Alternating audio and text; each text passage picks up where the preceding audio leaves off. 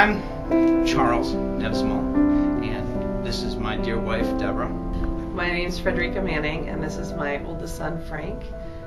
He is 16, and he has 4 brothers. So we have 5 boys from 16 to 5. We have been struggling with infertility throughout our entire marriage, and essentially trying for kids since we got married. We were at the speaking engagement with Archbishop Dolan when he was still here as Archbishop. He was kind enough to chat with us afterward. We introduced ourselves and we asked him to say a prayer for us, and we kind of thought it was gonna end right there. The decision to move forward with an adoption when you're struggling with infertility is always a very difficult one, because you never want to give up hope. I started listening to my heart, and in my heart it said it's time to look into adoption. We got another phone call from Archbishop Dolan. So we answered the phone, and my wife handed me the phone because I'm the talker, in case you haven't found that out already.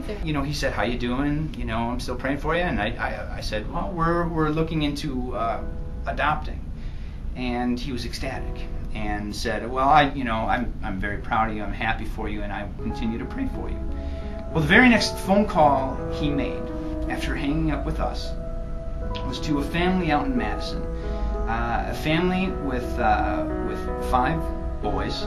Their 5-year-old son, he's 7 now, but their 5-year-old son has severe cerebral palsy, and he requires 24 hours care. Marco was severely deprived of oxygen during delivery.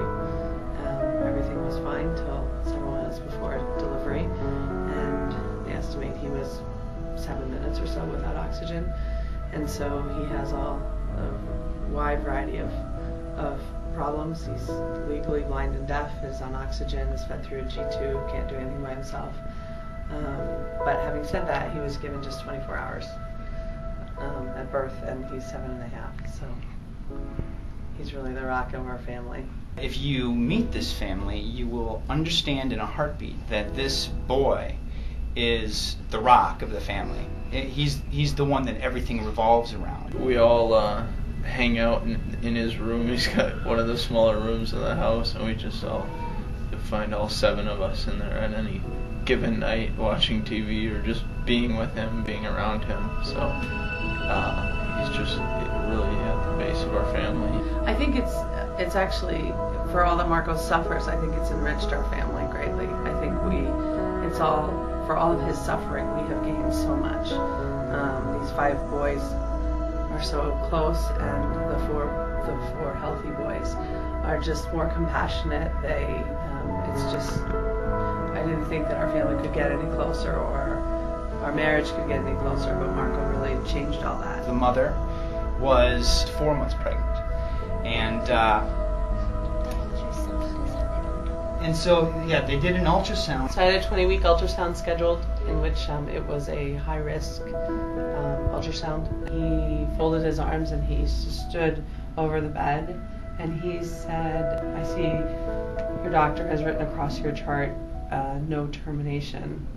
And I shook my head, and he said now would be the time to reverse that decision. And I was, crying and upset, and I just, I knew in my heart that I couldn't keep the baby and keep Marco as healthy as Marco is. It's black and white. I just couldn't do it. That night, I got a phone call. Archbishop Dolan was always a great, great friend of ours, and I asked him right away, crazy, is giving, we knew the baby was a girl, is giving her away a sin? Am I going to be thought of any differently? And he said, absolutely not. Your job is to carry this pregnancy to the end, and I think that that's something you should seriously consider. And that's when he told me that he had the couple, and I was a bit taken aback, and I was upset, but I have a different relationship with him, and I just said, I don't really want you to push a baby on someone who has special needs just because of who you are. That's not the right thing for her, for this baby. And then he called and said that he had talked to them and that they were interested. I think that, the first phone call was wonderful, but I had to make the phone call, and it was a little bit weird because I I mean, it's sort of strange, right? You're calling potential parents of your child. It's a little strange. So I called him and said, I don't know. I don't really want to call these. What am I supposed to say to them? Hi, did you want to talk about this baby? I mean, it's weird. And so it was, but I was really at peace with it all. I was, for some reason, that morning, I was home all alone. I really realized what this phone call could mean, and I was really at peace with it. It was just simply the right thing to do. They felt with their other special needs child, they just didn't have the capacity to give her the time and attention that she deserved. And they had the courage and the love to make this impossible decision to give up this child that they love with their whole being to somebody else who can take better care of her than they could. Not everybody is Catholic. Not everybody is faithful. Not everybody is Christian. Not everybody believes in God. But what I would urge everybody to believe in is life itself, and the value of life. Because whether you believe in God or not is not the issue. The issue is this little baby sitting next to me. This little kid who's not a baby anymore.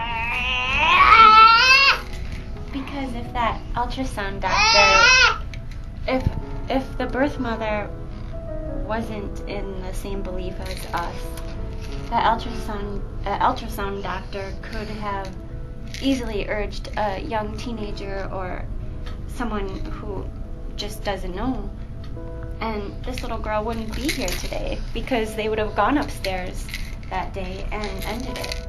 And that just breaks my heart.